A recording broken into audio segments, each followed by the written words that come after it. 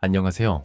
오늘은 V리그 팬 여러분들이 깜짝 놀랄 만한 소식을 들고 왔습니다. 바로 그 선수의 컴백 소식인데요. 과연 어떤 이야기가 기다리고 있을지 지금 바로 시작하겠습니다. 재밌게 보실 준비되셨다면 구독과 좋아요 잊지 마세요. 흥국생명이 이번에도 팬들을 깜짝 놀라게 만들었습니다. 이번엔 실업리그에서 우승 트로피와 공격상을 동시에 거머쥔 박민지를 전격 영입한 사실이 전해지면서 배구계가 술렁이고 있는데요. 박민지가 누구냐? 는 반응부터 도대체 어떤 선수길래 흥국생명이 다시 품어찼냐? 는 이야기까지 팬들 사이에 궁금증이 폭발하고 있죠. 사실 박민지는 GS 칼텍스에서 수련 선수로 시작해 기업은행 벤처 거쳐 실업 무대로 내려갔다가 다시 공격력을 입증하며 돌아온 보기 드문 케이스인데요. 프로 무대에선 교체 원포인트 서버로 잠깐씩 얼굴을 비쳤지만 실업리그에선 코트의 주인으로 다시 성장했습니다. 특히 올해 홍천연맹전 결승전에서는 혼자 20점이 넘는 득점을 쓸어 담으며 수원시청의 우승을 이끌었다는 소식이 알려지면서 프로 무대 복귀설에 불이 붙었죠.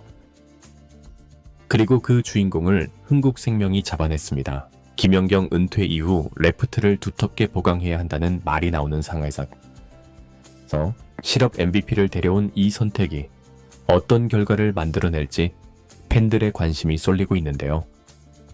박민지는 과연 어떤 선수이며 흥국생명은 왜 이 선수를 영입한 것인지 관련 내용 빠르게 전달해 드리겠습니다. 박민지는 처음부터 화려했던 선수는 아니었습니다. 2017년 드래프트에서 GS칼텍스에 수련 선수로 입단하며 V리그 부대에 첫 발을 내디뎠죠. 수련 선수라는 건 정식 선수 등록조차 안 된 상태라 정규 시즌에 코트에 나설 수 없고 팀 훈련과 꾸준히 일을 도맡아야 하는 자리였습니다. 하지만 박민지는 그 속에서도 기회를 놓치지 않았죠. 2018년 GS칼텍스 정식 선수로 등록된 뒤 코보컵에서 데뷔전을 치렀는데요. 그 경기에서만 15득점. 이어진 다음 경기에서도 12득점을 기록하며 기자투표로 라이징 스타상을 받았습니다. 당시 강소휘, 이소영 등 쟁쟁한 선배들과 함께 레프트 라인을 지켰다는 사실만 봐도 가능성이 충분했던 선수였죠. 하지만 정규 시즌에서는 팀 사정과 리시브, 약점으로 주로 원포인트 서버로 나서야 했고 교체로 들어가도 짧은 시간에 자신의 몫을 다 보여주기엔 기회가 많지 않았습니다. 당시 표승주가 IBK 기업은행으로 이적하면서 박민지는 더 많은 기회를 잡을 것으로 기대됐지만 리시브 불안이 발목을 잡았고 권민지, 한송이 등과 경쟁에서 밀리면서 출장 기회를 자주 잃었죠. 그러다 2020년 1월 트레이드를 통해 김현정과 함께 IBK 기업은행으로 자리를 옮기게 됩니다. 기업은행으로 옮긴 뒤에도 박민지의 상황은 크게 달라지지 않았는데요. 주로 원포인트 서버로 나서면서 존재감을 조금씩 드러냈지만 정작 가장 중요했던 리시브 약점은 완전히 극복되지 않았죠. 그래도 팀 내부에선 박민지가 가진 날카로운 서브와 간간히 터트리는 공격력이 필요했고 실제로 2021년 현대건설전에서는 서브 에이스와 공격 득점을 올리며 시즌 첫 득점을 기록하기도 했습니다. 하지만 이후에도 기회는 늘어날 듯 늘어나지 않았고 특히 육서영 등 새로운 신의 선수들이 등장하면서 다시 한번 코트 밖에서 대기하는 시간이 길어졌습니다. 코보컵 때는 주전 외국인 선수의 공백으로 모처럼 선발로 뛰었지만 3득점에 그치며 아쉬움을 남겼고 이후 6라운드 흥국생명전에서 선발로 나섰지만 범실이 많아 감독의 신뢰를 받지 못했죠.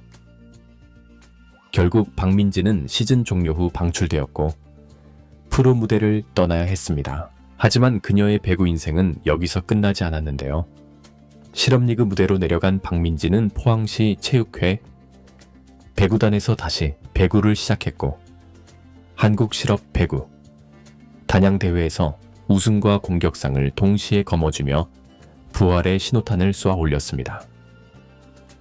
그리고 수원시청으로 옮긴 2025년에도 한국 실업 배구 연맹전 결승에서 무려 21득점을 기록하며 팀을 우승으로 이끌었죠. 결국 박민지의 이런 화려한 실업 무대 활약이 다시 흥국생명의 눈에 띄었는데요. 수원시청에서 팀을 우승으로 이끌고 실업리그 MVP급 활약을 펼친 박민지는 이미 프로에서 기회를 놓쳤던 선수였기에 더 이상 잃을 것도 숨길 것도 없었습니다.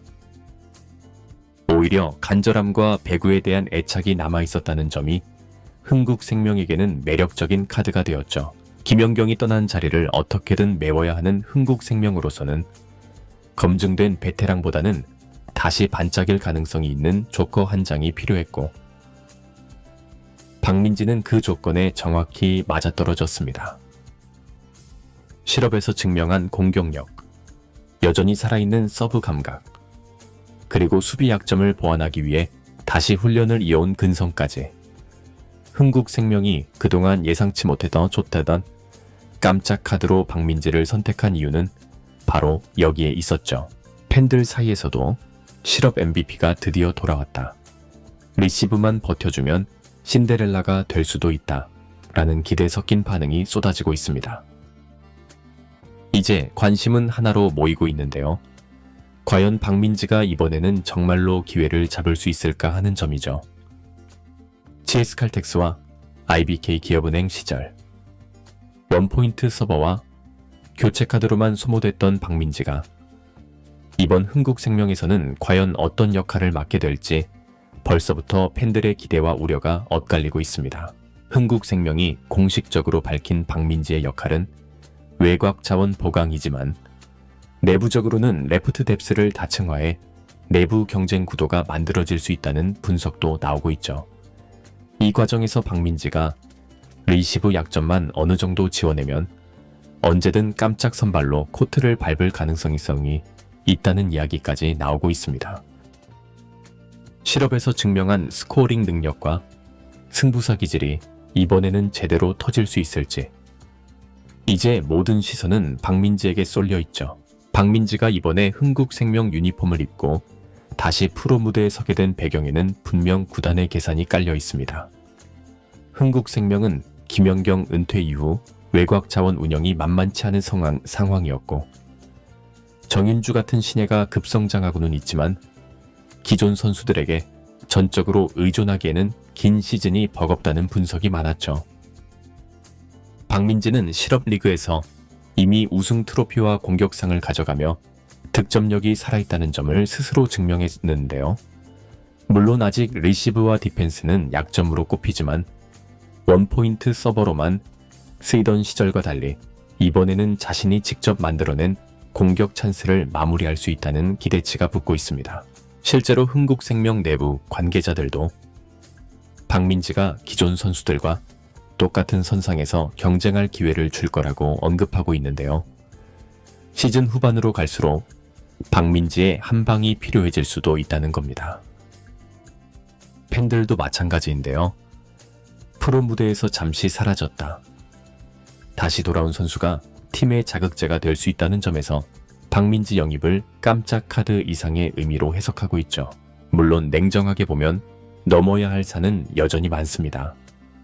박민지가 아직까지 V리그에서 증명한 풀타임 활약은 사실상 전무하다시피 하기 때문인데요. 몸 상태, 경기 감각, 긴장감 속, 리시브, 결정적 순간의 범실 억제력까지 하나하나 다시 증명해야 하죠. 하지만 실업에서 스스로를 단련하고 돌아온 이번엔 다를 수도 있다는 부분이 흥국생명 팬들의 기대를 자극하는 대목입니다. 이제 박민지가 다시 코트 위에서 웃는 모습을 보여줄 수 있을지, 그리고 흥국생명의 빈틈을 채워주는 진짜 비밀 병기가 될 수 있을지, 이번 시즌 가장 뜨거운 깜짝 복귀 카드가 과연 어떤 반전을 쓸지 모든 팬들이 주목하고 있죠. 이번 영상은 여기서 마치겠습니다.